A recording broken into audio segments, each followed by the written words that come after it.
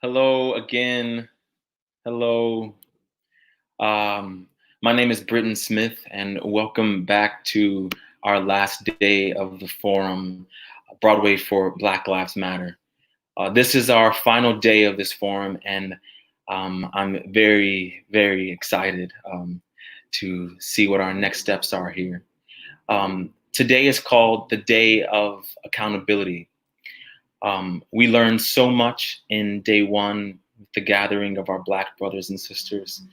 We learned so much yesterday about what the experiences are from those most directly affected by racism in our industry, what that feels like, how long that line is.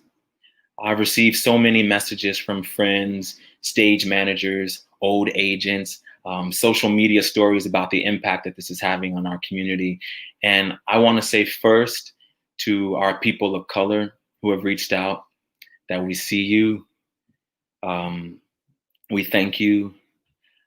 We, the organizers, are you, and we do this work and this labor for the collective betterment of that large we.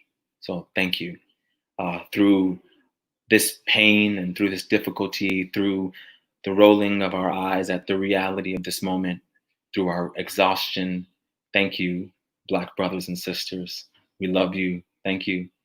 And to our white friends and allies, thank you for taking this first step. I've seen so many messages. And personally, I've had to take a moment to pause and acknowledge a bit of frustration that it's taken murders from police, it's taken injustice, blatant injustice, it's taken a global pandemic and a complete shutdown for us all to see the unseen, to acknowledge the unacknowledged. But I take a breath and I breathe in gratitude for this incredible opportunity for change still. Yesterday, we took a breath to be grateful for the laborers of the work. And today, I want to take a moment of gratitude for the work ahead. The readiness it takes to ensure that this moment isn't just a moment because of the coronavirus. I want to take a moment to breathe in that this moment will be carried forward. I want to take a breath of communal promise that when we return to work, there will be a new way of seeing Blackness, a new way of seeing behaviors that earn the phrase Black Lives Matter. So if we can take a moment, please.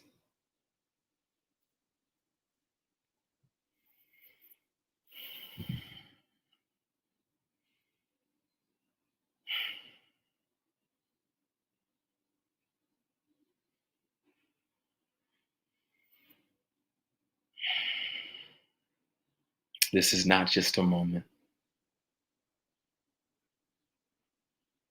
This is a moment that we will commit to carrying forward. One more breath wherever you are, please.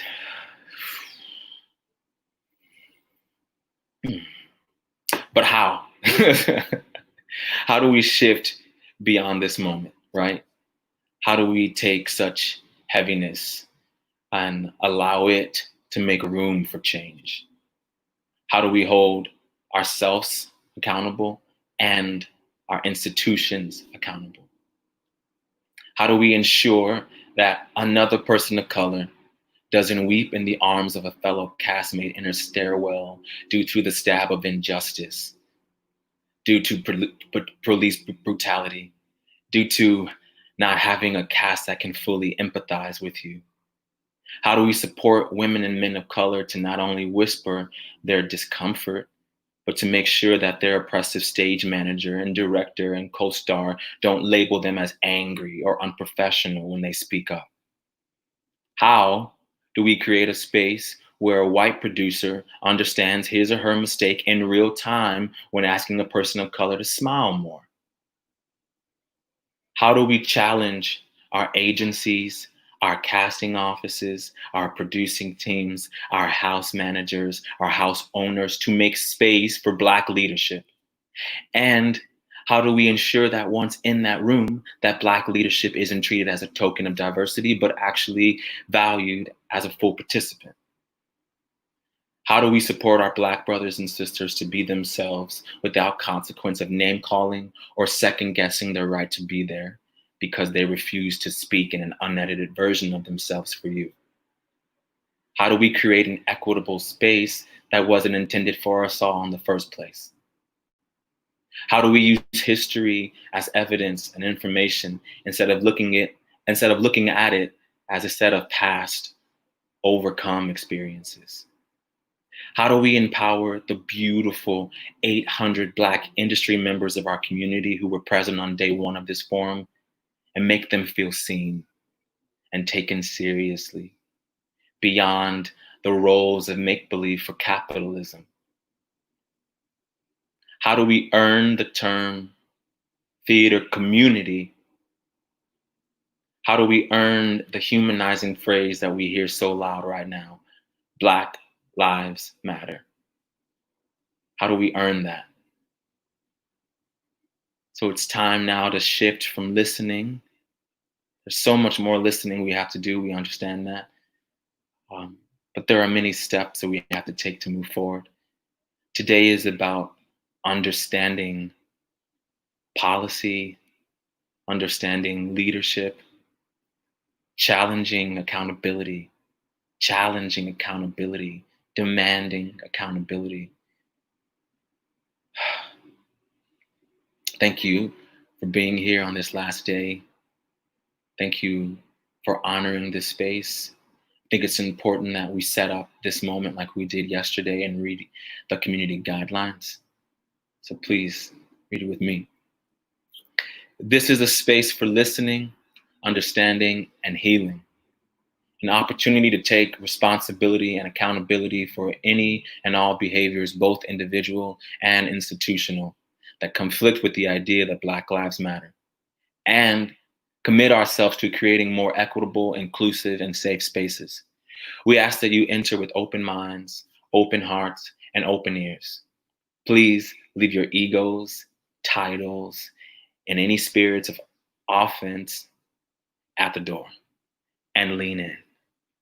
We acknowledge that the heinous murders of innocent and unarmed Black men and women at the hands of police and protest marches, the riots have awakened our nation to what most of us have known, seen, and lived for far too long.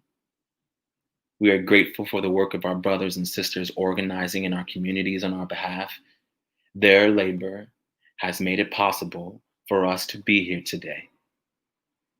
We believe that those who are most directly affected by the various levels of systemic oppression should be allowed to speak and be heard first when cultivating policies and actions of reform. We are asking many to reopen wounds and to relive traumas in an effort to help members of our industry understand their role in creating work environments that have been abusive, hostile, stifling, unsafe, and racist. You are seen, heard, and affirmed. We welcome and encourage all constructive ideas, thoughts, and experiences to be shared without judgment or fear of consequences. We know that there are hundreds, thousands of different voices here right now, opinions and experiences in this room that all want and deserve to be heard. So we've provided opportunities for some to speak and share, but unfortunately there is not enough time to address everyone. I think it's wonderful that many of us are on the live chat here. We encourage you to lean in there as well. We encourage you to send your thoughts on social media, an email, or join the outer space room after the forum. We know that the bulk of our work must be done outside of this forum to begin making necessary changes within our industry. We ask that you remain present and patient with us as we take careful steps to ensure accountability. We also acknowledge that much of the work done in this space may be challenging and uncomfortable, and 90 minutes is only enough time to begin to unpack years of pain, silence, and suffering. To that end, we have created a post-forum breakout room offering additional mental and emotional support for your needs. I go there every night after this forum, and it is such an open space. It's safe. People are sharing their ideas, their thoughts, and our therapists are They're wonderful. If you're listening right now, therapists, thank you for your work and the space that you create there. We welcome both humility and discomfort, for it is at the crest of those two that an opportunity for growth and change lies. We're not perfect. We're striving for something that is ours. And we can go at that however we choose. This is a way. I want to welcome our next speakers. They're two facilitators. They've been a part of BAC since 2016 as well. I want to welcome Adrienne Warren and Jalen Livingston to this space and thank them for their leadership. What's up? Hi, guys. Hey, Adrienne. Hi. Hi, everybody. I'm Adrienne Warren. I'm one of the co-founders of BAC.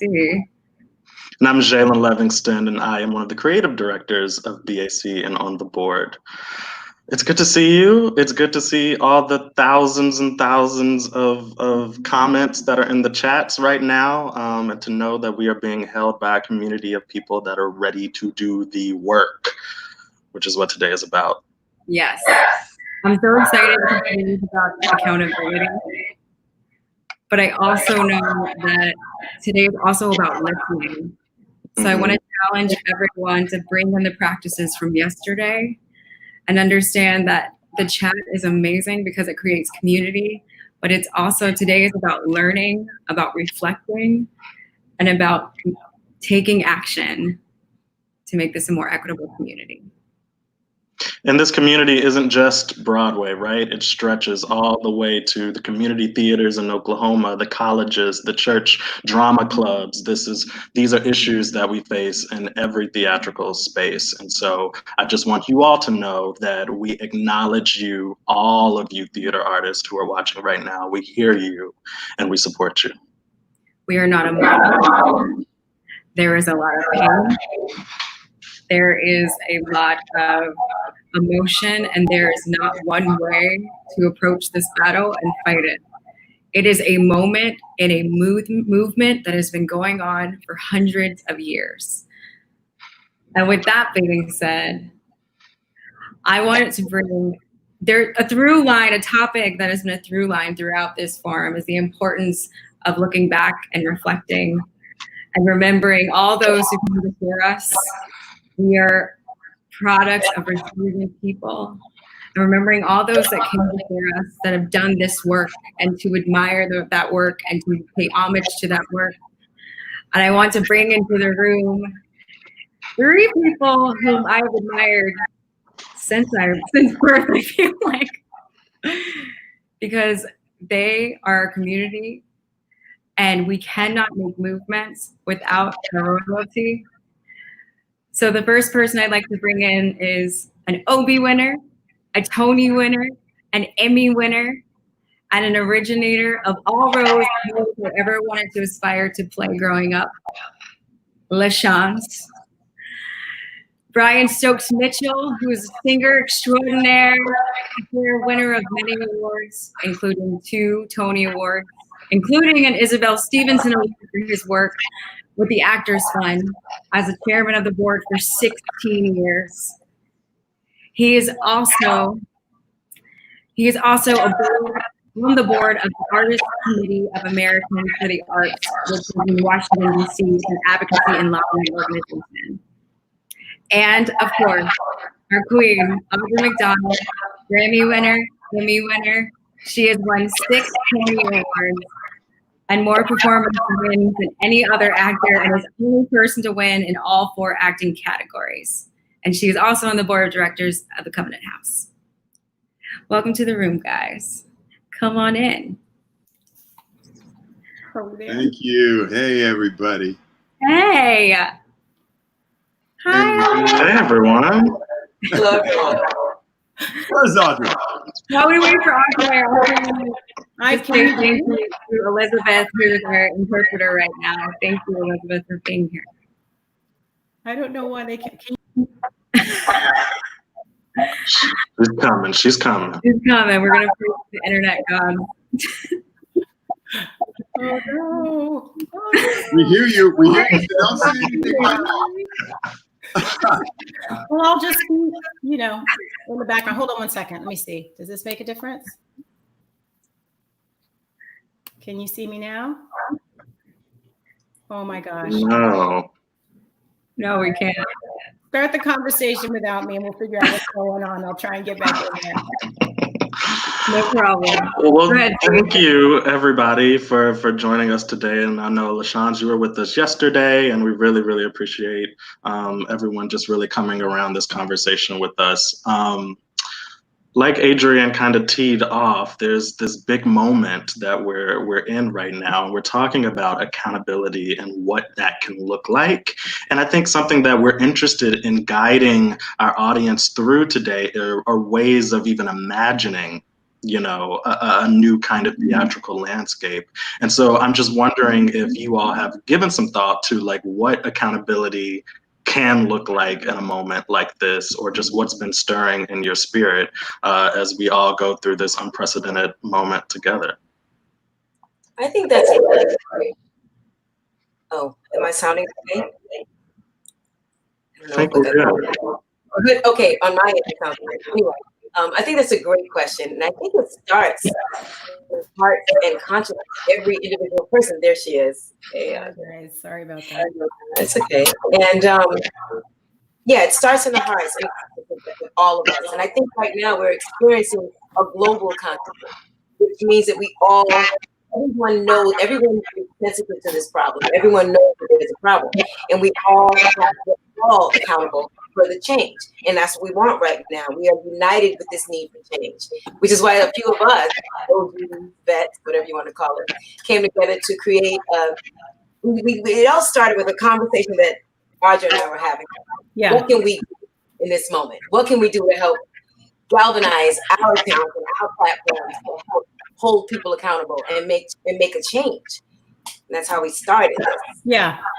I mean, to take off on what LaShawn said, we LaShawn and I were just texting each other one night, and I'd seen LaShawn's very powerful post about sort of wondering where, were people speaking up in our community, speaking up about Black Lives Matter. And that's how she and I sort of reached out to each other and just started texting and said, maybe we should get a group of us together to just talk about this. And so we, have started conversations with, a lot of us that have been in this community for, I think collectively within the friends that we've been talking with, we've been in this business, in this community for over 500 years when you add up, because most of us individually have been in the business for 25 to at least 30 years.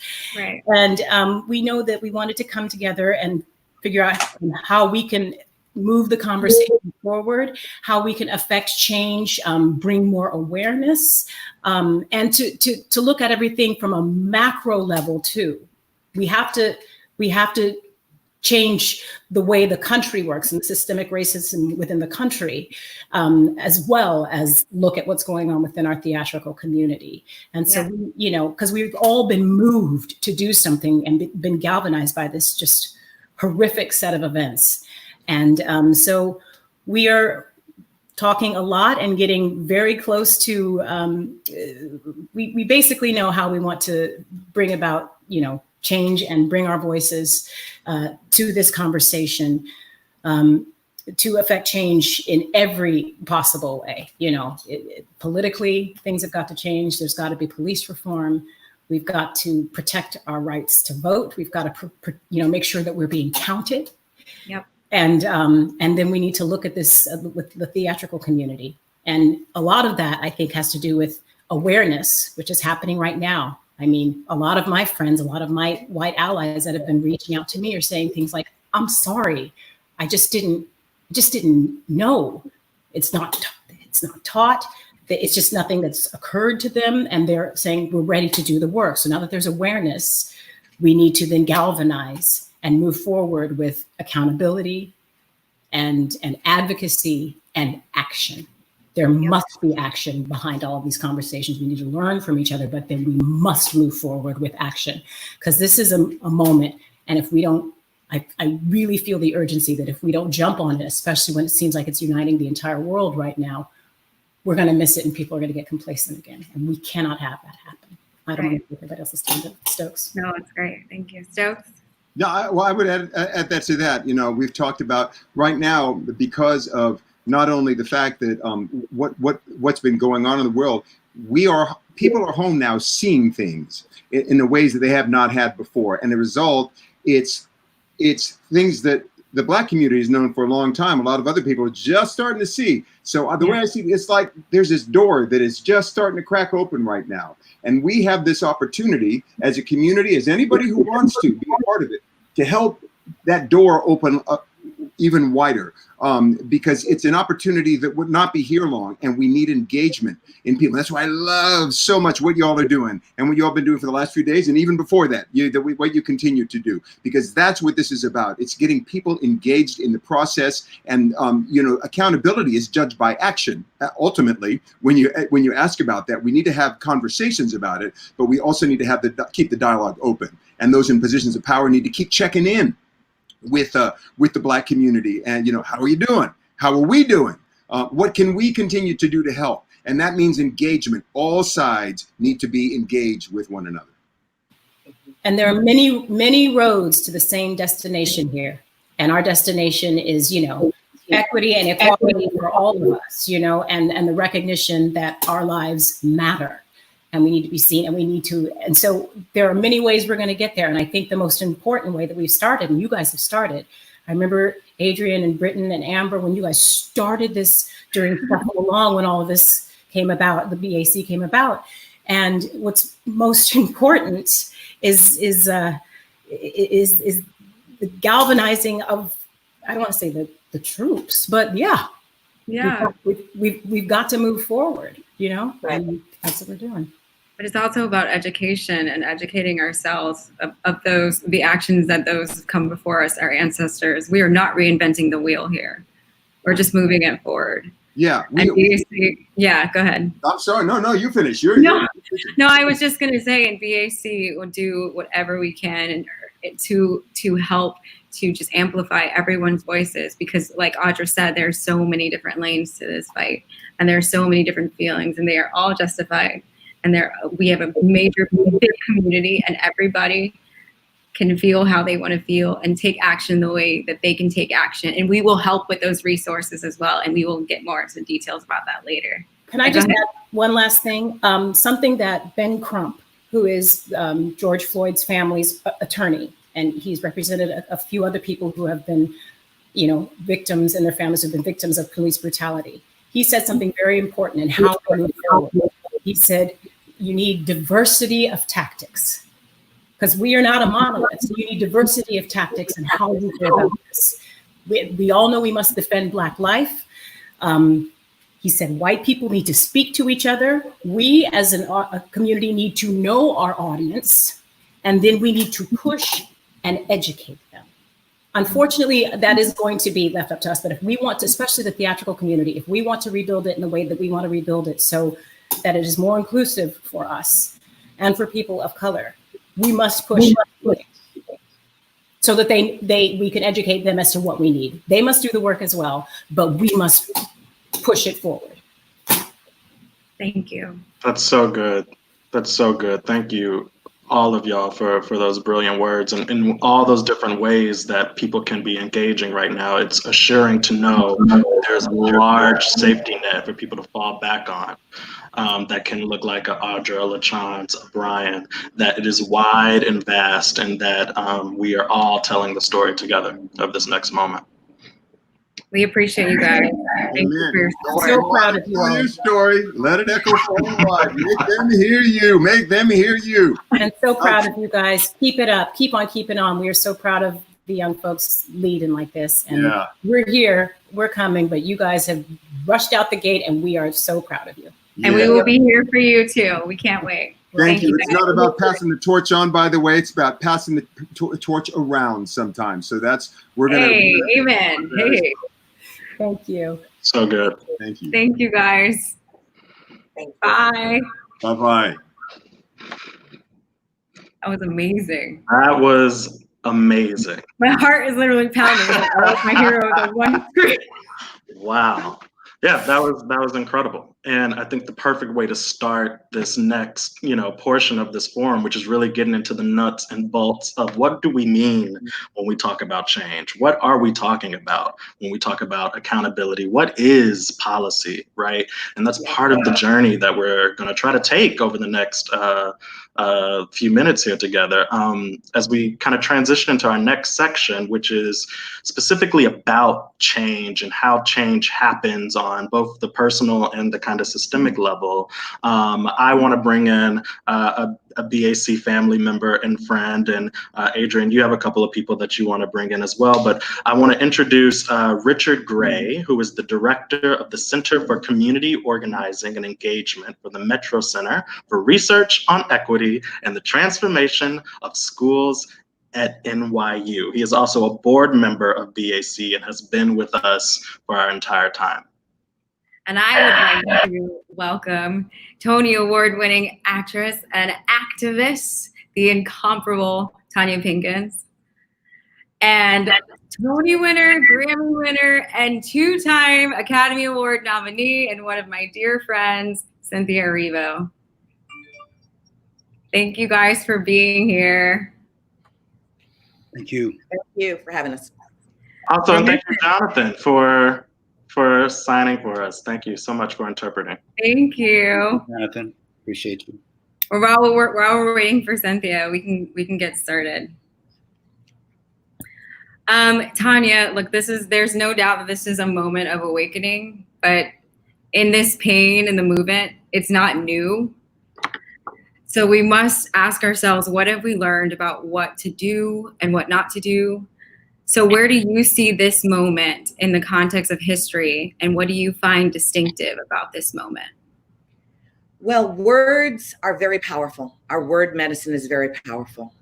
And what makes this moment different is the technology and the way you young people use the technology.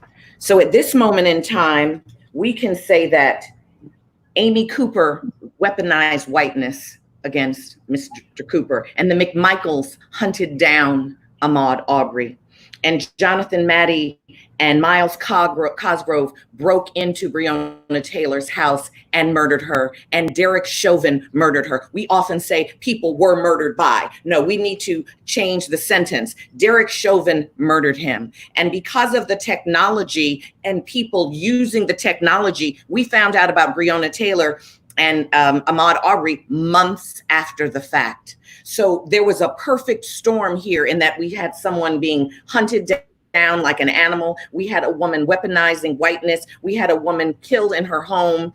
We had a man murdered before our eyes. And we had a global pandemic which challenged our humanness and lit a fire under us that said, if you're gonna kill us anyway, we'd rather die fighting for a better world. Amen. Not so different. I also want to say to you, Tanya, what roles do you think, because we've talked about this, we know that systemic racism has infiltrated so many of our systems, including our education system, our higher education, our higher learning institutions. So what do you think higher learning institutions, what do you think they play in the need for change within our industry specifically? I wrote 4 points down. The institutions, and I'm now quoting Rashad Robinson of The Color of Change. Institutions need to think of their budgets as moral documents. Where is your money going, and how is that money supporting equality, representation, inclusiveness? I want to talk about how Kimberly Crenshaw defines intersectionality. She says that human normative in our society is a white, Christian, heterosexual male. So for every way in which you are removed from those four, that is a unique way in which you can be discriminated against. So let's say you're a woman.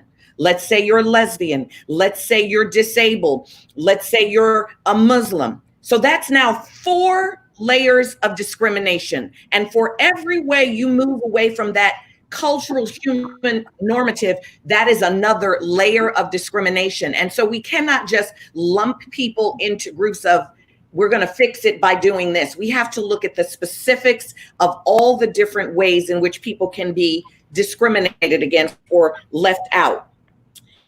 And the third and most important thing that I want to say is that white people have to get comfortable with being uncomfortable. Amen. The whole culture was built for them to be comfortable. And Nassim Taleb has a book out called Anti-Fragile. And I think he would say that Black people are anti-fragile. And what that means is the hardships that we have gone through have made us better and have made us stronger. And because white people cultivate worlds and institutions for their comfort, they have been weakened by that.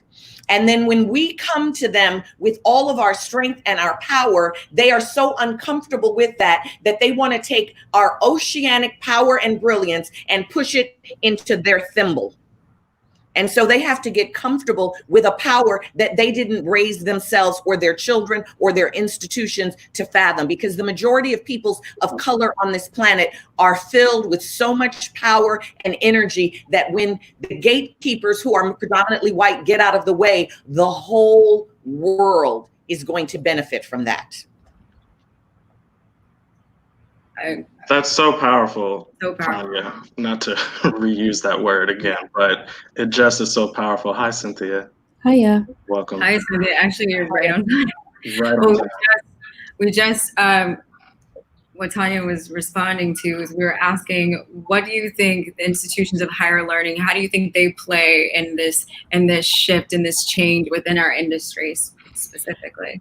You know, I was actually speaking to my artistic director today, and what I realized is that so many of these students are coming into these academic institutions and being told that what they are is not good enough. Their teachers, who are mostly white, don't really understand the things that make them them.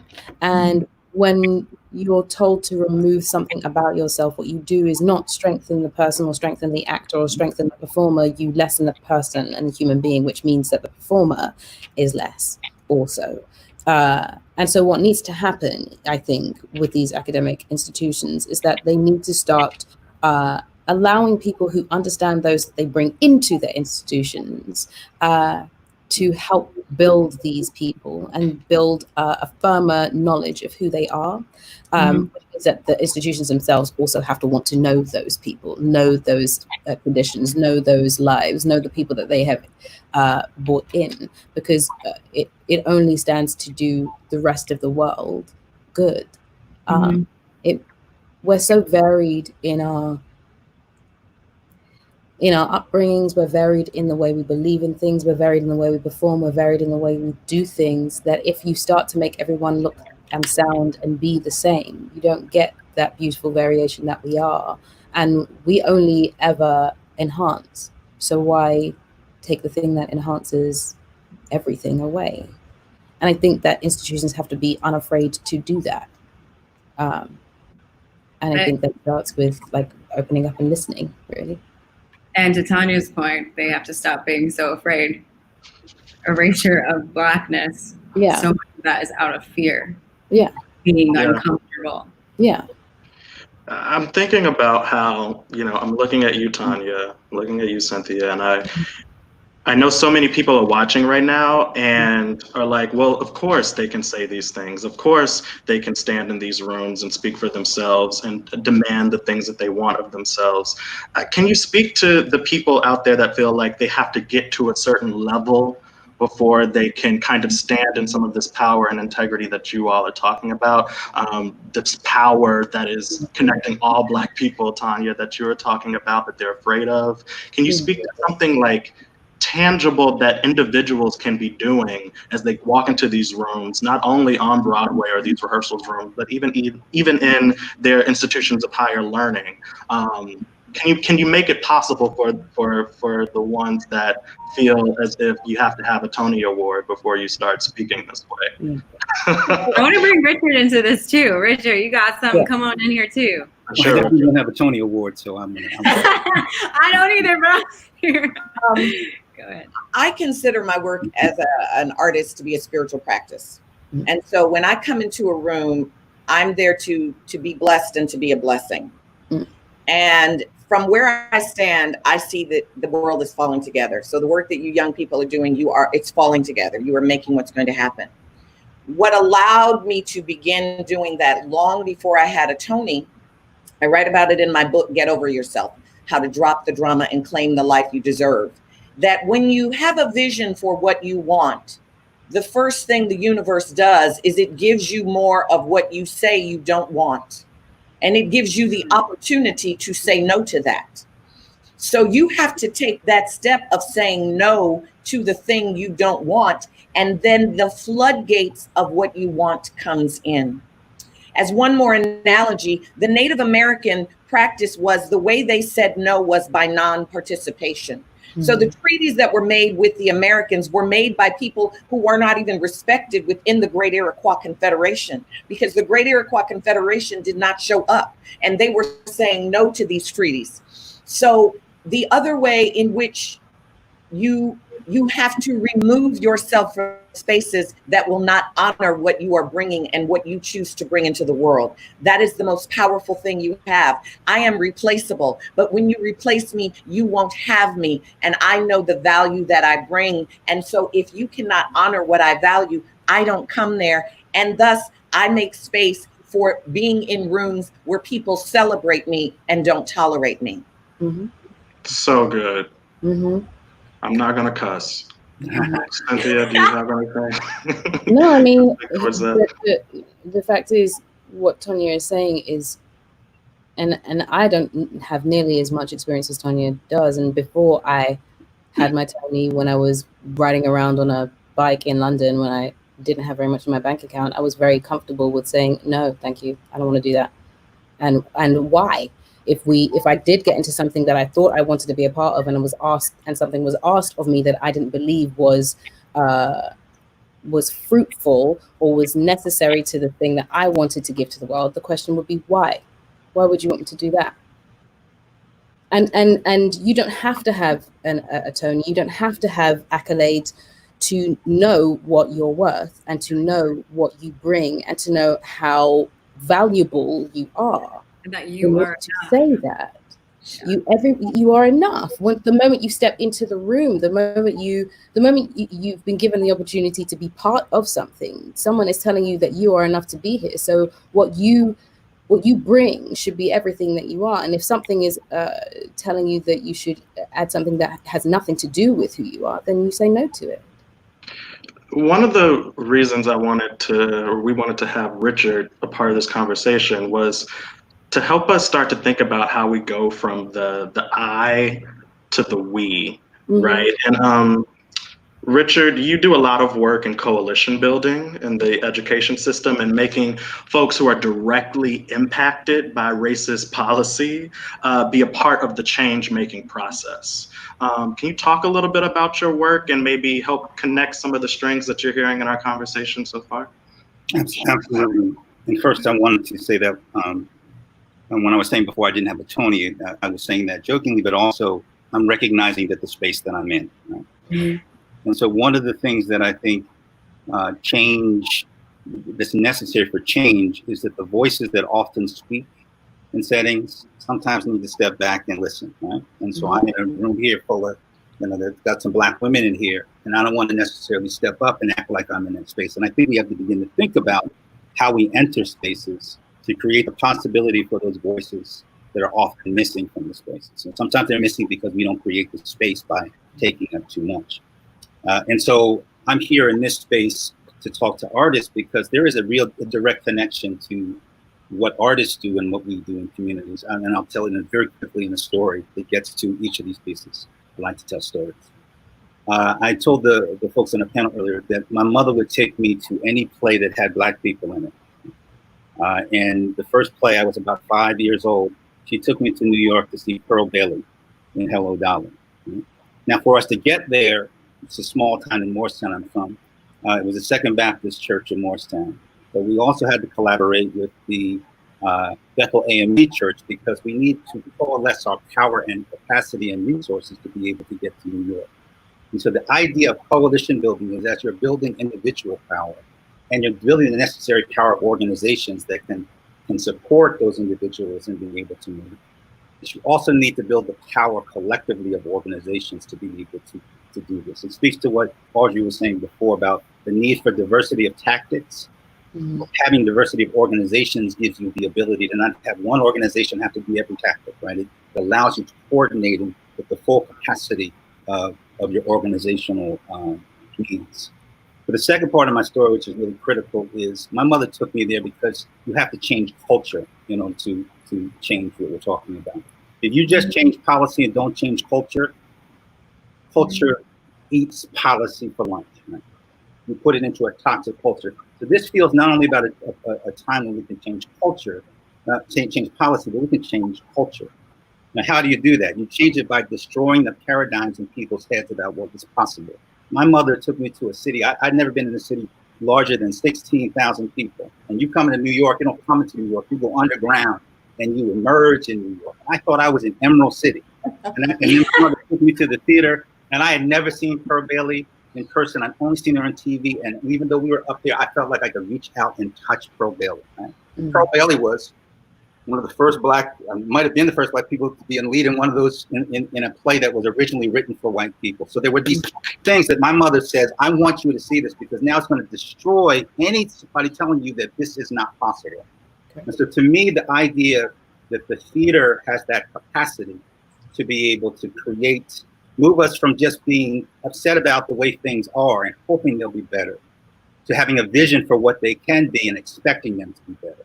And movements happen when there are greater expectations. And so I believe that the theater plays a particular role in doing that, not only for the theater itself, but you also have a responsibility to the community of folks outside and using those skills and capacities.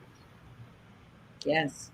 Thank yeah, you. so good, Richard. And just to dig under that a little bit, because you work so much with communities, can you just talk about the power of directly affected folks in change work?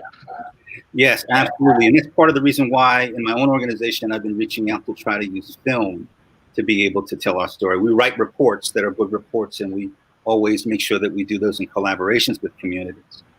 But what we're finding is this: the stories of the communities we serve are not being told by the communities themselves. Mm-hmm. And so the images that you hear, I hear this all the time when something comes up like this. People say, well, why aren't Black folks fighting about crime in their own neighborhoods? And I'm like, I deal with those folks every day, right? And just because you don't see it doesn't mean it doesn't exist, right?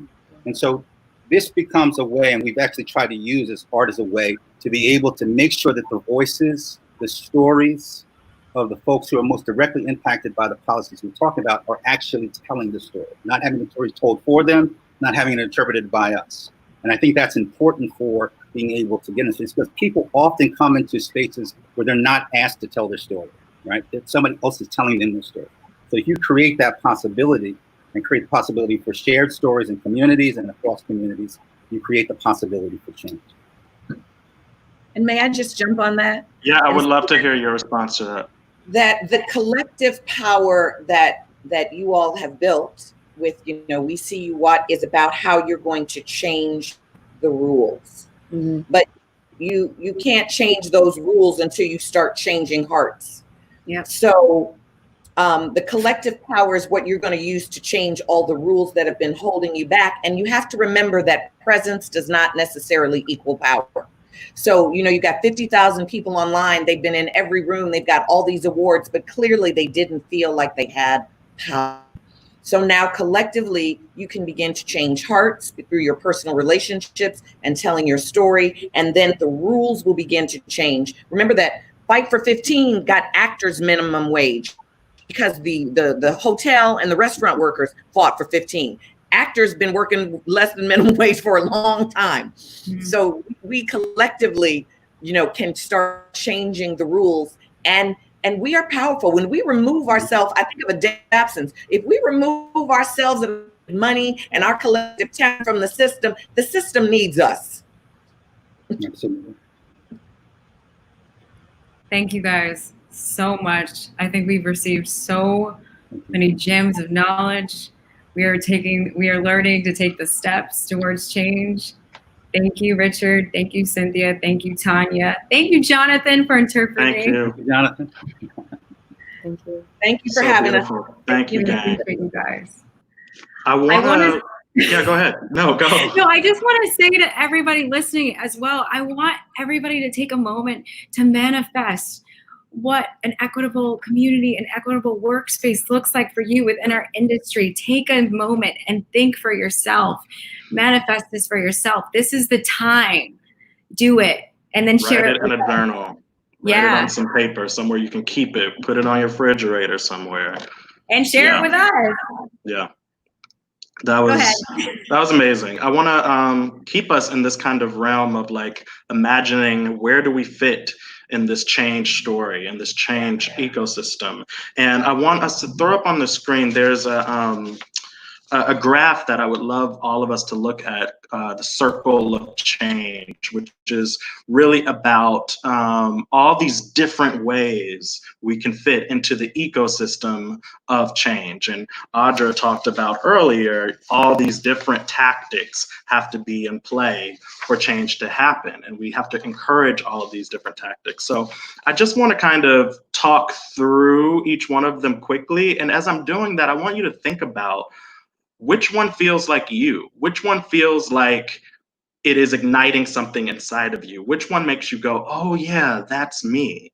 And conversely, which one makes you feel like maybe you could be taking up too much space within a certain section of our ecosystem of change? Is there a sphere that I'm going to break down that you can make some more space for other people to join in? So I'm just going to kind of read through these and really think about where you feel like you fit. And it could be multiple places. And if it's multiple places, I think take note of that as well. So each one of these circles represents this kind of role that one could fill in the change ecosystem. So I'll start with weavers. These are people that see through lines of connectivity between people, places, organizations, ideas, and movements. Then there's the experimenters. I innovate, pioneer, and invent. I take risks and course correct as needed. Frontline responders.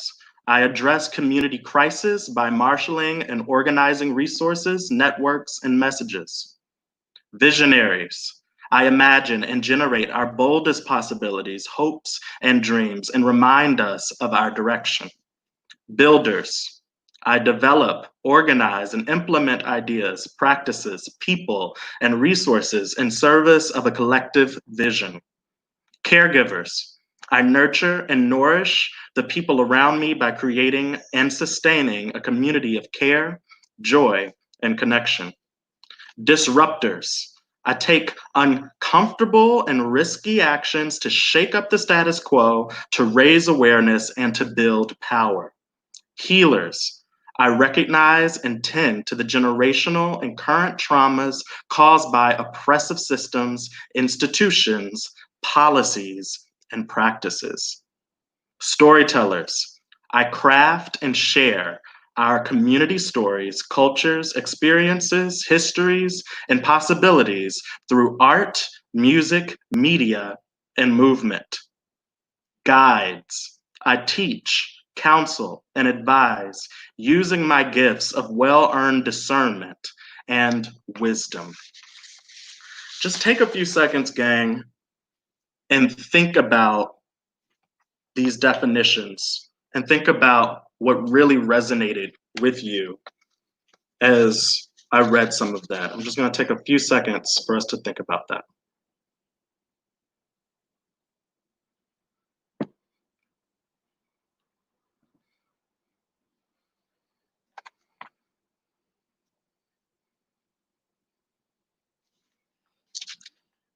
Great. I want to bring into the conversation a really, really dear friend at this point and dynamic woman who I am so lucky that we get to hear from today. I want us to move into the more concrete now as we talk about change and accountability. I want us to get into the nitty gritty of what does that mean as it relates to policy, as it relates to these institutions that seem unmovable. I want to bring in some people who can talk to this from other fields that are doing this work along with us. So I want to introduce Susan Sturm, who is the George M. Jaffin Professor of Law and Social Responsibility and the founder of the Center for Institutional and Social Change at Columbia Law School. She is also the vice president of Broadway Advocacy Coalition. And I also want to bring back Richard Gray into the conversation because we love Richard so much. Hi, Susan. Hello, Jaylon. How's it going? Good to see you. Welcome back, Richard. Great. So thank you. Great to be here. Don't primarily work in our industry of theater making. So it's a little like, well, why are we talking to you all, right? And I think something really important to be able to look to is where is this work also happening? And are there any kind of concrete examples happening in other fields of education and criminal justice that we can look to as models to figure out how to cross-apply, right, to the work that we're doing in the theater. So I would love it if you could address the work of anti-racism in your field as a lawyer and professor, Susan, and an advocate. And Richard, I want you to also jump in and talk about that work in the sector of education. Well, first, I just feel so honored to be part of this conversation. And I want to say the work with Broadway Advocacy Coalition and the work that you're doing is among the most important work, not only that I've been involved in, but I think that's happening now. I don't feel like an expert. I feel like someone who I am, who's really working with others to do the best we can to make change. And the more experience I have, the more I realize that what's really important is that you roll up your sleeves and you stick with this work, even when you make mistakes, even when it's hard, and even when your best laid plans take on a very different form. So I use that as a predicate. I've been doing some work with predominantly white institutions, most of them legal institutions, that have decided that the things they've been doing for decades, which are basically window dressing, are not enough. And in every instance, that realization came about because of some kind of public pressure. It didn't just happen. There was a study, there was a report, there was activism by people both inside these organizations and outside.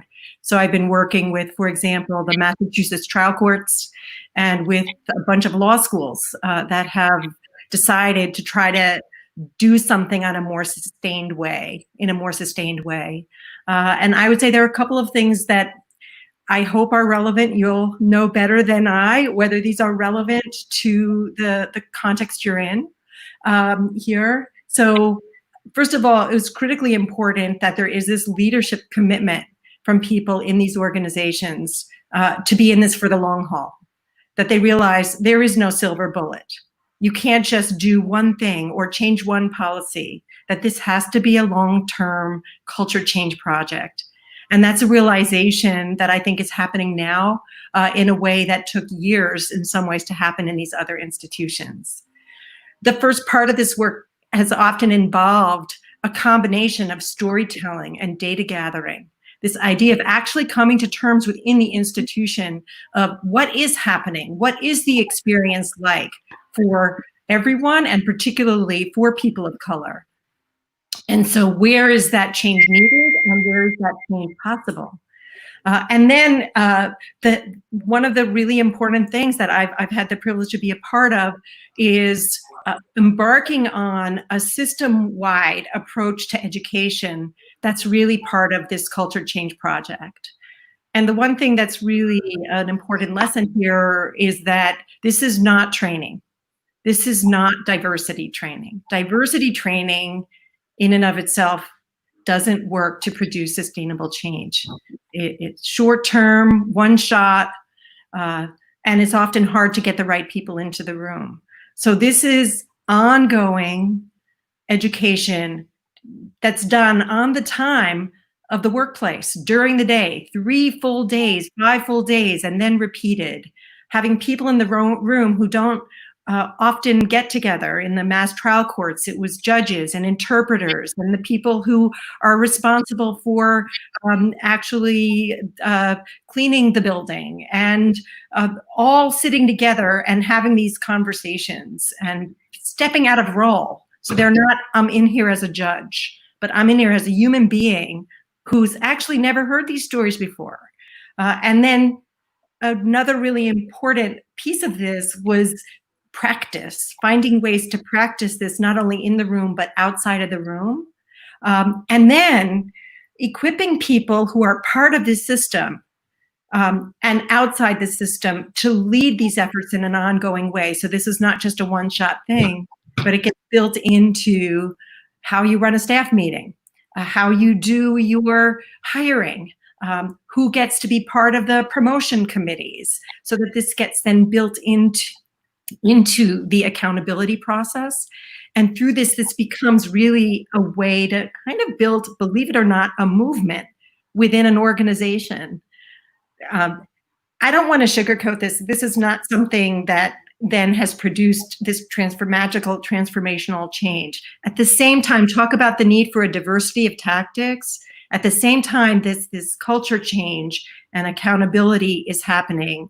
This has to get built into the reward structures of the organization. So who gets hired, who gets promoted, who gets to be part of the team. It also has to be translated into having people of color who are part of every part of this decision-making, not on the outside, but also on the inside. And it has to be sustained by outside pressure. So you still need people protesting when this doesn't happen. You still need to have the legal system disciplining people who are engaging in overt discrimination. So all of those things are part of this diversity of tactics. And those are the kinds of things that basically take a movement from bottom up and top down to introduce and sustain. I think that's so great, and I want you to jump in here, Richard, because I know you have thoughts, but I just wanted to throw into the conversation. There's a lot of us, I'm primarily a director, but I work with, all these actors who never get into certain rooms, right? And I feel like you, Richard, working so much within community, bringing them into institutions to make this change happen. How do you empower, these communities who have not been given this platform before to see that they also are a part of this change that Susan is talking about? I think that's a great question. The part of it is how you approach your practice, right? So in the earlier session where I sort of laid back, that's a part of our practice of coming into a community and realizing you can't come in and say, I'm the expert. I know not only what you should do, I know the questions, I know the answers and how you should use them. And that's very often the way that we come, even though well-intentioned people come into community saying they want to do work. The way you come in is by listening first, right? You go into a community and listen, because if you listen, people will tell you what they think the real work is. And you best believe that there's a person who looked just like you who came there before who did them dirty. And so your job is to go and say, I'm not going to believe this transaction that person's going to say, but I'm going to watch you over time and see if this is about you building a relationship, but just to the point that Susan's talking about, where you're planning to be here for the long term. And so I think there's a way of doing that. In this particular moment, I think that's a particularly important question for white people to ask, right? In these moments, it forces you to rethink whether you actually are a good white person, right? You shouldn't be thinking that.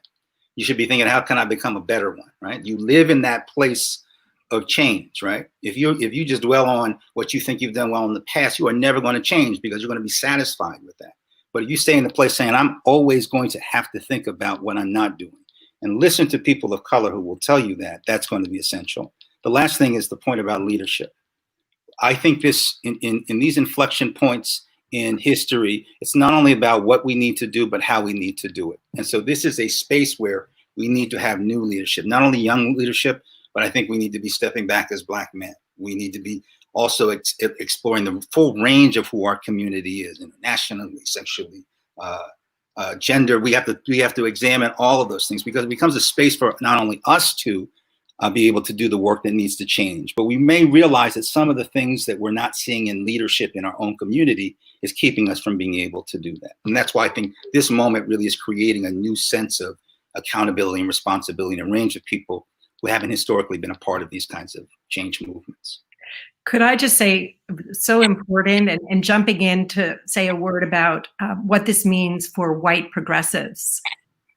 I think one of the problems or challenges that we've had, and I count myself in this, is basically taking up the space of speaking for groups of people and thinking that simply by having somebody who is formerly incarcerated or who is a person of color who's in our organization, that that's enough, that that's what it means to actually center the voices of people directly affected. So for example, in the past, and I really have seen that this has changed, the ACLU would bring in formerly incarcerated people to be on the staff, but would then get the $64 million grant that would go to a predominantly white institution, instead of having that money go to Just Leadership USA or another organization that's actually led by the people who are directly affected. And so I think it's going to be really important for white progressives to be able to say, I need to step back. I need to feature the leadership, not just the participation, but the leadership of organizations and individuals who are directly affected. And that doesn't mean that we don't have a role to play, but it's a role of building capacity. It's a role of creating space. And it's a role of actually taking those resources that we have to bear and really sharing them. We can't just do things the same way and then add a few people of color in. We have to be willing to change what we do and to recognize that there's actually real benefit in this. I don't believe in altruism, but white folks have a lot to gain by stepping back. And that's what we have to learn to do. That's good. I mean, we really could stay here for 3 more hours and we just can't. But one thing that I do want to end on is, like I said before, neither one of you are theater artists professionally. What does it mean, and you are a part of BAC and you are a core part of BAC, so what does it mean to have been doing change work over the past few years with a bunch of artists? Well, one of the things for me that's been gratifying working with both live artists and with filmmakers is how we tell our stories. And that we, not just being we at the Metro Center, but also working with people who are directly affected about how can you tell your stories. And again, it's not going in and saying, I can tell your story better, but I have capacity around storytelling and you've got a better story than I could ever tell. And can we figure out a way so that we create a story that you have ownership in, right? And I think for us, we have been doing that in the work that we do. We feel that we can't do the work without having the work be in not only support, but in furtherance of power of communities. Art has become a way for us to be able to articulate that. We can say it in a report, people can get in a rally in a crowd, but that very often people are moved in ways by art that we can't move through policy or even through fiery speeches. And it also creates a space for people to actually imagine and think about the possibilities. And so we think the disciplines of the art are essential. That's why we also think, as we're changing the community within theater, the theater also has to think about what's their accountability and responsibility to the communities out, and building those links to be able to have that storytelling go beyond Broadway. And so powerful, Richard. And I will just say that for me, as somebody who went to law school in order to make change, one of the kind of sobering discoveries is that legal institutions are often part of the problem, as we see right now. And even though they play an important role and could play a much more important role if they stepped up to genuine justice, if we had a criminal legal system that actually was worthy of the term criminal justice, is that the driver of that change is not coming from the institutions that bear public responsibility for that. So we need theaters of change. we need to create spaces where people can come together in a different way and make the communities, make the change happen in those spaces, and then bring those back into the legislatures and the courts and the boardrooms that have formal responsibility. And so, as Janine Tesori said, this was what politics was about at its origin. And for me, the opportunity to create theaters of change that involve lawyers and law students, that involve artists, and that center the stories of people who are directly affected, that's where justice is going to happen. That's where we're going to create the spaces for justice. So there's no more important work for people who care about change than doing this with theater. Thank you, friends.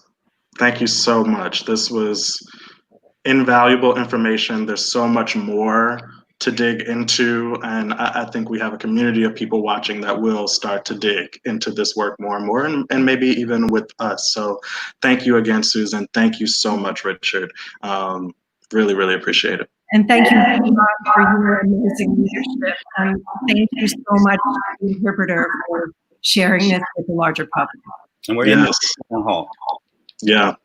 And just to say, I want to say thank you to Angela Johnson of Invest in Access for securing our interpreters. Thank you, Elizabeth Traeger and Jonathan Webb. Now, I want to bring 3 super dynamic leaders in our field to talk about the ways in which they have been exploring. Hi, you disappeared. I'm here for support. Get over it. Great. That's what I do for you, you know, it's your day job. It's true. I want to bring in these 3 dynamic leaders in our field to talk about the ways that they have been exploring collective liberation in their own work and what they are finding on the other side of it. So please welcome Artistic Director of the Barbara Ann Tier National Black Theater, Jonathan McCrory, founder of X Casting, Victor Vasquez, and Tony-nominated actress, Danae Benton. Hey, friends. Hello. Hi, guys. Yes, the yellow coordination. I didn't get the memo. Okay, I just want to jump in and get right to it. Can you all, and in order doesn't really matter, but can you all kind of just tell us about the work that you do specifically, and the ways in which that work is running contrary to, I guess, the industry standard of what we have known that work to mean? So for 7 years, I have been working as the artistic director of Dr. Barbara Ann Tier's National Black Theater. It's a 51-year-old institution founded by a Black woman, forged from basically when America was on fire in 1968. And what does that mean? What does that mean to birth something out of fire? What does it mean to steward something of Black liberation? And for those 7 years, I've been on this wild, wacky, beautiful experiment of what does radical Black love look like and commitment to one's people and to one's community look like? How do you birth that? How do you give that stability? And also the beautiful invitation that I was invited into was to really exemplify, uplift, and build a home. When I left NYU, I didn't feel like I had a home that looked like me. That spoke my vibration, that was crafted for my strive for excellence and my rigor. And so for the past 7 years with Sade Lithcott as the CEO and the rest of our staff, I'm really working at illuminating Dr. Barbara Ann Tier's greeting that you would tell everyone, welcome to your home away from home. And what does home look like for Black folks that were ripped from Africa, brought on the soil to be tilling and laboring, and then told that you are now free, but still laboring for another system. And what does it mean to create a system outside of that is the oasis? So that's kind of what I will say has been my work. Can I come? That sounds amazing. You can always come. Yeah. 125th Street and 5th Avenue. Okay. Yes, you are. I'm coming. And just to say briefly too, like the creation of home as a policy, right? As a standard. for the work that happens there. Go ahead. I just also want to say that, like, it's also a creation of, because this woman, Dr. Barbara Antier, was brilliant. It's also around this notion that she didn't call her actors, but liberators, because they weren't about acting one role. They were liberating the soul and consciousness of a people. So, like, the idea that we sit inside these silos inside of our name and title, like, I only own the title of artistic director because it makes people understand what I do, but I'm actually a creative doula. I'm the midwife between creative inspiration and the midwife between the artist turning something real. So the notion and the idea that we live in these Western words, how do we challenge these Western words? Because the Western words block our indigenous royalty, the crown in which we're birthed into. And so when I think about this IP called National Black Theater and this beautiful experiment that Dr. Barbara Antier created, I really ask and question, and I really am privileged to be able to illuminate this notion of liberation, but not from a space of that you are liberating or that you are the power of your ancestors or that your ancestors' wildest dreams, that you yourself, you and your very action and how you move and how you breathe every single day, you can course through your body as a liberator. That you are not an actor, you are not a director, you are a liberator. And if your actions don't speak from that vibration, then what are you doing? I'm so glad I crashed this conversation. This is amazing. That was so powerful. Thank you. We liberators, y'all. I mean, just the mic has dropped. I will go next. I am an actor and a singer and, those words that describe what I do. But I think that one of the reasons I was asked to be in this room was because of the work that I am doing with the team. And Jalen and I are part of this experiment of Reconstruction. And I would say that oftentimes in this industry, the role that I've played is doing something that Black women were originally told that we can't do, occupying spaces that we're told we can't be. We are not royal, we are not soft, we are not light, we are not the love story, we are not all of these things, these stories that I internalized about myself growing up, about, not being beautiful enough, not being this enough, my hair's not straight enough, all the lies, right? And I think I felt at the beginning of my career, which I'm still in the beginning of my career, that it was, this opportunity to break this ceiling. And I think that's still true, but I feel like the evolution that I'm feeling is like, I don't want to keep using energy to prove to white institutions. Ashe. It is time to really dig deeper from within and really intentionally look at how these things are built in the first place. And because I feel like what I keep finding is I go into these rooms and I get the job and we do the thing and we're like, I'm in the room. They did diverse casting, yay. And then you get there and you realize that every single human in charge, every single person who's passing on the posterity of this show is white.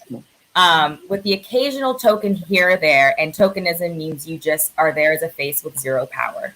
Because before you even speak, you're dealing with all of this fear of how to address the issues that you're facing.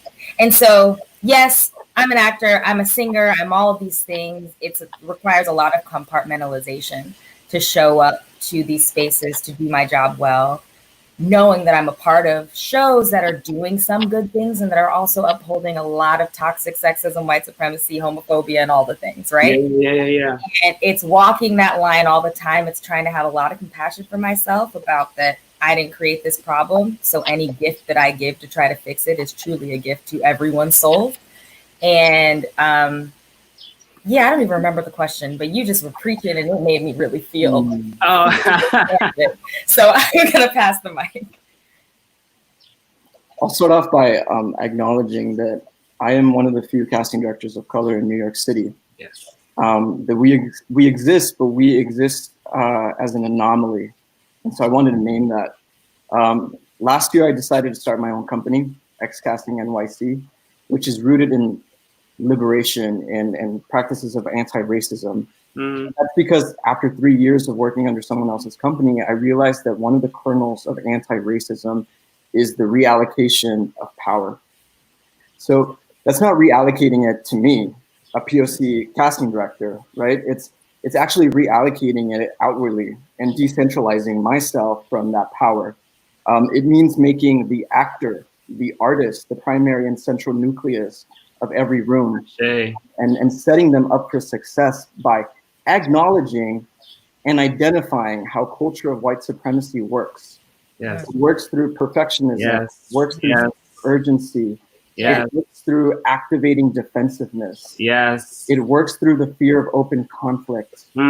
It works through individualism, and you see this reflected in the number of casting directors who name companies after themselves.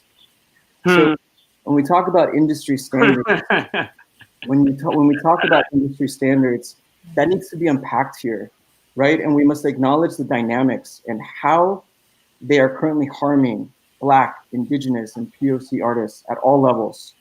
And I want to say that one of the central negotiations I had to make in this space is whether I wanted to continue to participate within those industry standards, or if I wanted to imagine them anew. And I really do believe that when you hire Black, Indigenous, POC folks into a broken culture, you don't fix the culture, you break the people. And that's really important for us to remember that truth.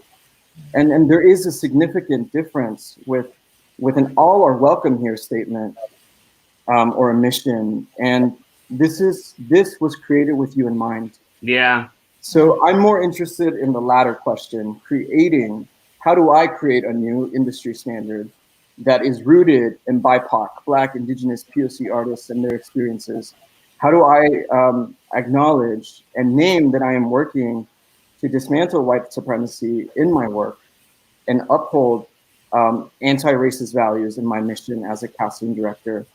But I also know, and I want to name that in order to build towards liberation, we cannot only focus on the undoing, right? We must emphasize on the building of the new invisible structures and scaffolding towards communal liberation. And that looks like infusing joy, wholeness, less room for repression, self-denial, shame, trauma, and unnecessary suffering that is so infused into everything we do in the American theater. And weaving ourselves into a fearness of togetherness to combat that. That's incredible, Victor. Like, I literally almost kind of got teary-eyed listening to you speak about that, because it's so true. It is the world that we're trying to live in. And I know specifically Jonathan and Danae are working in an energy space where they are turning what comes at the other side of decolonizing a space or making a space anti-racist, what comes on the other side of that as actual material, right? So like, Jonathan, you talk a lot about joy, and you talk about it as if you could just put it in your pocket, and if you can just sit it on the table, as if you can, right? It's like, can you talk a little bit to what comes on the other side of this work, and how have you been able to use it as material? And then also, Danae, I want you to be able to jump in and talk about maybe more specifically the rehearsal room of Reconstruction, and being in a room of people who are asking the question, is it possible to decolonize a rehearsal room with Black and white actors? So what I first want to acknowledge is the real reality that, Victor, when you talk about the system, and we have to acknowledge the system, is that the nonprofit system was developed out of excess wealth from slavery. So the very notion of any of us actually participating in the nonprofit structure, we're participating in a structure that was built off of excess wealth from the enslavement, the genocide, the conquering of individuals. And what does it mean to create the antithesis inside of that notion, when it's supposed to be about civic good, about trying to create better citizens? But the foundation of it is marred with a blood memory of dollar bills that came off of the sweat equity and the genocide of a generation and of millions of people. Then on top of that, to answer your question, Jalen, then you also have to remember inside of all of that is an algorithm of repository resilience, which is joy. Joy is the resilience of, you can be of rage and come from joy. Joy is about the repository of your of the matrix that is your birthright, right? The vision that actually lets you know when you wake up in the morning, you have more to do. The vision that allows for you to really sit inside of all of the possibilities of what the future can hold. So for me, working and embodying this space at National Black Theater and really kind of talking about like, how do I create an oasis inside of it when I'm in mist and marred by the burning building that is America? It is about the turtle race, not the hare's race. That my joy has to be positioned by actually going inch by inch, breath by breath, not thinking about, oh, I'm gonna be the hare and I'm gonna try to make it in my lifetime, because it might not happen in my lifetime, right? But the positionality of me pivoting the Titanic and pivoting the notion of that Titanic, pivoting the notion of this mountain, giving it space and breath to imagine something different. If I can give fruits to that labor, then I have done what I always have wanted to do, which is the access of my joy, which is this thought.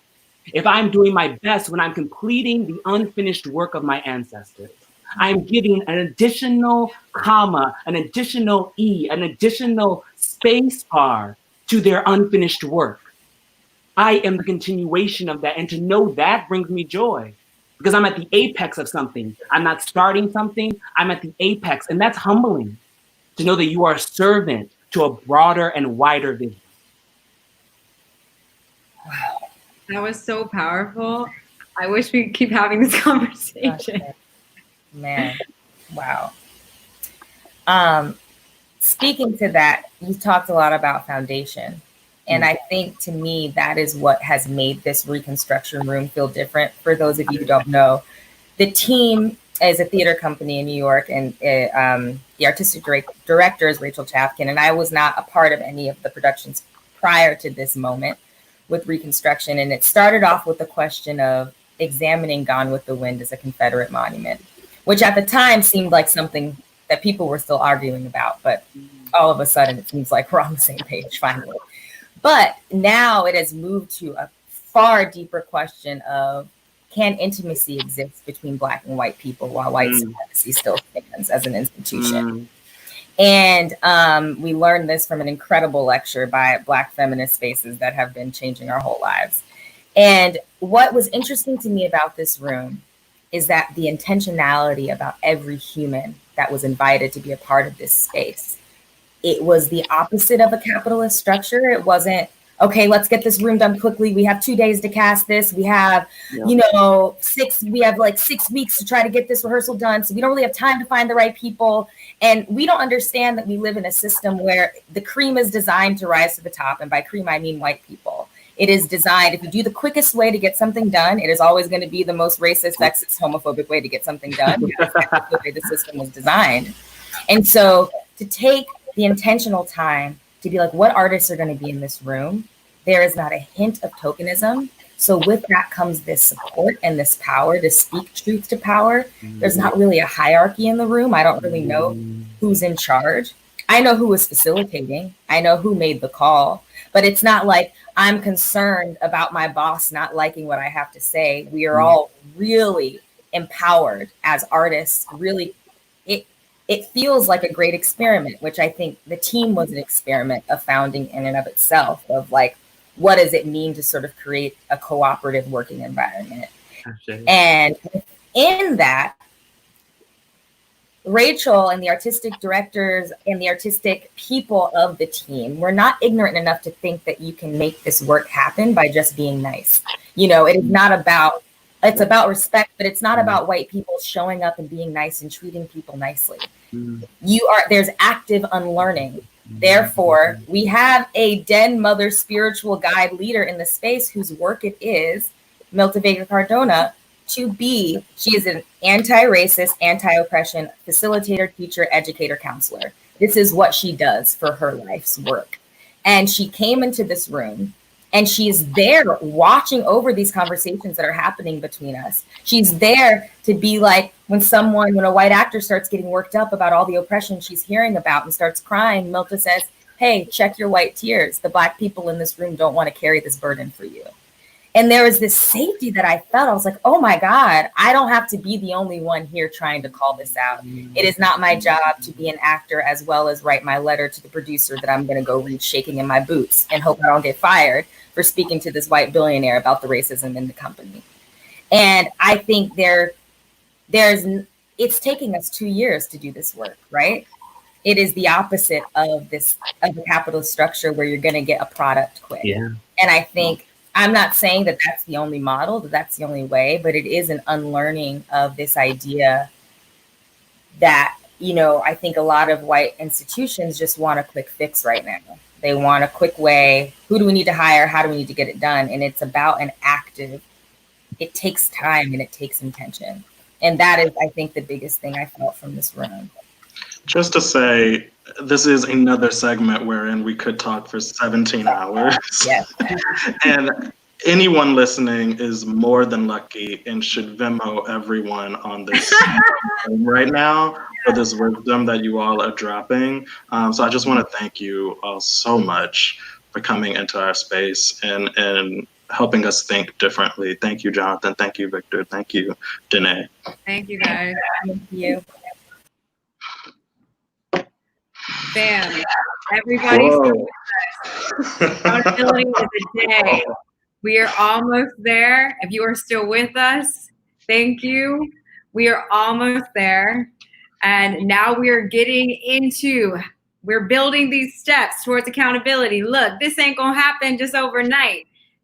And we take the time because there's been over 400 years worth of stuff to undo, okay? There's been blood, there's been sweat, there's been tears, there's been pain.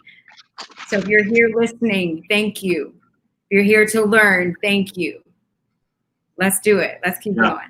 Thank you so much for hanging with us, gang. So I want to thank you all personally so much for allowing me to kind of shepherd us through with Adrian these amazing conversations. I'm going to bring into the space, and I'm going to kind of say good evening, but I'm going to bring into the space two members of BAC, Ben Wexler and Aleo Rodriguez, and they're going to kind of talk to us or talk to you all about some next steps that you can think about, some kind of broader activism things that we can be thinking about as we leave the space today, and maybe some ways that we can make some commitments together right now and collaborate possibly with the work that BAC is already doing. So Aleo is the Arts and Civic Engagement Coordinator for Exodus Transitional Community, a re-entry service provider in East Harlem. He is an activist and an artist working in the fields of re-entry, trauma, and mass incarceration. And Ben Wexler is the Artistic Director of the Broadway Advocacy Coalition and the recipient of the 2019 Jonathan Larson Grant for Musical Theater Writing. Take it away, family. Thanks, guys. Wow. So big stuff. I mean, I'm still breathing heavy from the last presentation. So I know it was amazing for everyone here. We just want to talk about a few things that we're doing at Broadway Advocacy Coalition. But at the same time, I want to tell you a little bit about starting with myself. I don't come to this role as an artist / activist. I actually come into this role the opposite other way around, and that is as an activist first, primarily due to my involvement and experiences with the criminal justice system. I think it's important, especially on the tail end of the last conversation we had. Earlier, it was mentioned to have a diversity of strategies, but it's also going to require for us to have a diversity of analysis. And it's important that we don't forget when we start thinking about how George Floyd was killed. That if it wasn't for the videotaping, the police would have gotten away with the lie, like they often do. They always have gotten away with the lie, and unfortunately, it has happened in more cases than not. And so it's this idea that it is okay to trample in on Black lives, on people of color. And we now are in the era, this is all happening. I know we're in the midst of COVID. I know we're in the midst of the protests, but we're also right still in the midst of the era of mass incarceration, which this country has overpopulated prison system greater than any other country in the world, and yet we claim to be the leader of democracy. Like, you know, what kind of oxymoron is that? And so it's important that we call it what it is. And what I've learned, you know, from the last couple of days and hearing my brothers and sisters and their experiencing, you know, on Broadway, there's this correlation where the criminal justice system is focusing on locking up Black bodies, while the Broadway industry has been focusing on locking up Black creativity, the Black voice. I mean, the things that makes us human, right? Our ability to create and own our creativity, to be able to show it up in the room whole as a person without having to fear or think twice to code switch. I mean, we heard this time and time again over the last couple of days, how many times people have to code switch their existence. That's like to make yourself invisible. And so, in as much as we have I'm making this metaphor here. It's never been named before. I don't claim to be an expert in this way, but in as much as that we have a prison industrial complex, I've been hearing almost a similarity to a Broadway industrial complex, where it's okay to exploit the Black body, the Black spirit, the Black create as if they were nothing more than a prop on the stage. That the humanity and how they show up is not being represented in its full value and its full worth as being a human being. And it's so important that we understand and look what we're stepping into as we begin to start thinking about what is it that we can do through artistry to change this. I remember at times through my activism, and which started out in a prison cell, where I had to try to write to get myself out of the walls. Though I was successful in some areas and I was accomplished in other areas, this still did not fulfill my desire the way stepping into artistry has helped to fulfill my capacity to be fully me, to fully claim my voice. And so we like to think we bring this sense of awareness into our work. We don't claim to be the experts. We know that people around the world is doing social justice work via the arts. This is a discussion that we're extending, and we're hoping that it continues to build. As Adrian has suggested earlier, we're here to want to be able to establish this platform where we can collaborate with others. The doors are open. And Ben is now going to share a moment to share some of the concrete things that we have done as examples. But at the same time, we want to learn from others what's happening in your parts of the world to better inform us as much as we want to help in building capacity in what you're capable of doing. So with that, I turn it over to my brother, Ben. And I did call him my brother, you know, the family resemblance is striking, I know. But brother Ben, go ahead, take it over, man. Thank you so much, Alejo, for that powerful introduction and powerful statement. One revelation among many from yesterday is that this shutdown actually presents unique opportunities in addition to the pain that it brings to fundamentally change business as usual. Where do we go from here? Where does BAC fit in? We have to simultaneously look inward at our industry and out at the systemic inequities that Alejo was talking about at the same time. BAC is committed to both. But first, looking out, our traditional stages are dark, but art is needed. In a world of such irresponsible storytelling, we have the duty to shed light on experiences that need to be part of the public narrative. We want to underscore that BAC is one group of many doing this work. We join organizations that cannot disconnect the violence perpetrated by law enforcement from the inhumane treatment of Black lives within our prisons and jails. We do not have cell phone footage of inside. We have first-person testimony. As an illustration, one of our current projects focuses on a lawsuit against the Prince George's County Jail in Maryland, whose negligence has led to a rampant COVID outbreak within its walls. These sworn declarations show people being held there pre-trial, many because they can't afford to pay their bond, people with pre-existing conditions exhibiting severe COVID symptoms, getting ignored for days, and finally being given a Tylenol and being sent back to their housing unit. We're asking artists to read these excerpts of these declarations aloud for the public to see, aiming to hold decision makers accountable for these abuses. The BAC's Artist Impact Team will link you to projects like this one, which launches next week.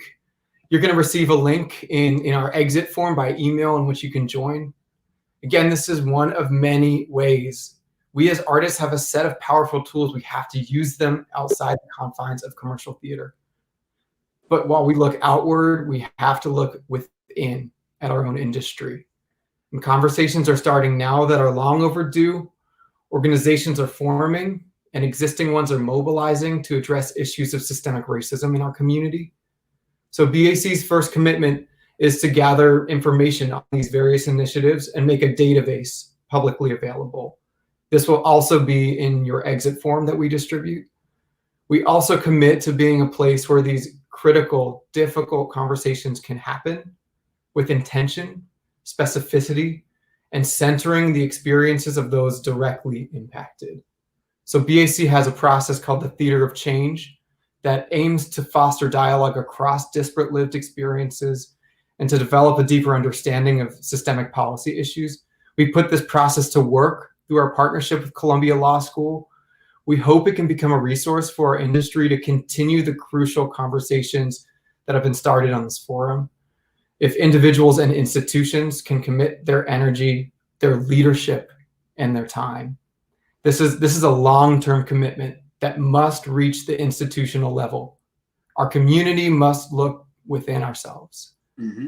But right now, we're also asking that non-Black individuals of our community, myself included, look within ourselves and make a public pledge to be held accountable to this necessary anti-racist work far beyond this present moment.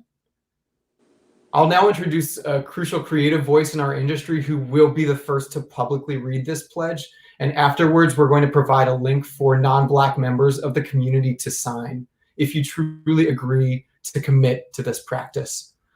I'm grateful to introduce Jeanine Tesori, the Tony-winning composer of Fun Home, Violet, Blue, and Carolina Change, among others, and the founding director, artistic director of Encore's Off Center at New York City Center. I want to thank Jeanine in advance for publicly and intentionally making this commitment. I hope that others will follow. Thank you. Thank you. Thank you, Aleha. Thank you, Ben. I'm honored to be here. Public Accountability Pledge. For non-Black members of the theatrical community, I pledge to be held publicly accountable in making Broadway and the larger theatrical industry an anti-racist, equitable community.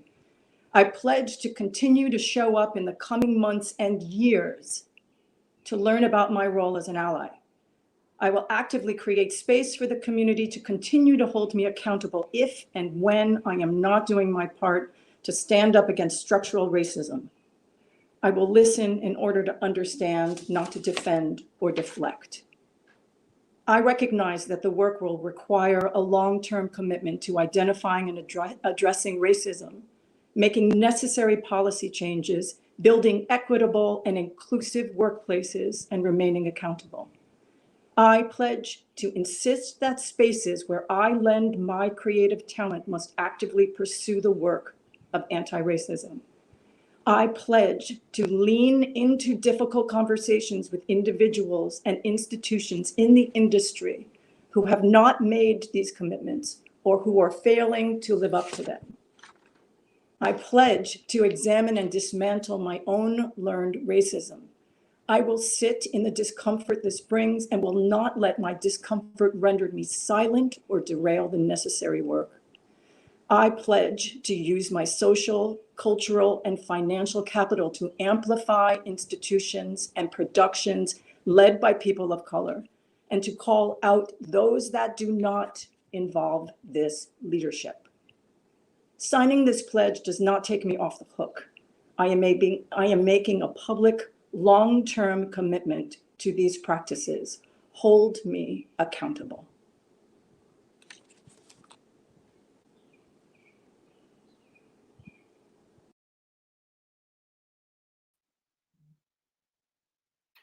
Amazing. Thank you, Janine.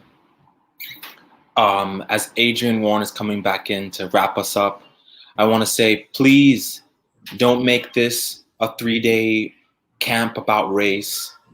Take this moment seriously. Take this pledge, sign it. Don't let this moment pass us. It's been said throughout this forum that we have a unique opportunity. Thank you, Janine, for being the first to be public in this pledge. I pray that our white allies and institutions take your lead. Adrian, how are you? I'm full. Yeah. I've needed this light. I think we've all needed it. And I am hopeful. And I know this is the beginning of the work. Mm-hmm. And I know we are all committed. And I hope there are a lot of people watching today who will now be committed with us. Because you're saying that you see us. Right. You're acknowledging us. That's what we're asking.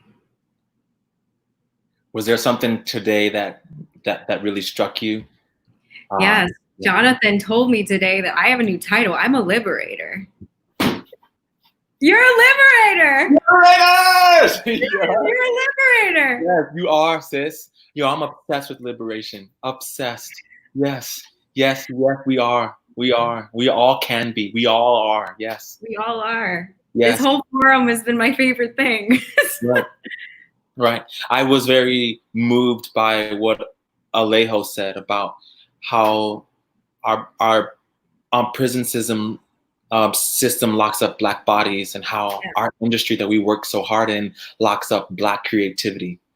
And what does it look like when we allow full liberation of Black creativity? The crazy thing about that is we don't even know. We don't even know what we'll look like when we're able to be ourselves and be seen. We're about to find out. And we about to find out. We're about to find out. Yes. So we're gonna add in this next slide of our thank yous. I'm gonna read this list off. This is my most nervous thing. I don't want to forget anybody who was a part of this process, because everyone really played a crucial part. But first, I want to say thank you to Angela Johnson of Invest in Access for securing our interpreters, Elizabeth Traeger and Jonathan Webb. I also want to thank all of our guest speakers from day 1 to day 3. I want to thank my sister and fellow co-founder Amber Iman, my fellow co-founder Adrian Warren, Christian Dante White, Cameron Ross, Ben Wexler, Michaela Brewster, Michaela Bartholomew, Atu Blanksonwood, Cameron Ross, Richard Gray, Alejo Rodriguez, Susan Sturm, Tiffany Mann, Tyrone Davis, Jalen Livingston, Brianna Woody, Haley Isaacson, Rob Nannis, and Drea Brown for making this happen. Come on, Drea! Come on, Drea! A lot of people organizing. A lot of people.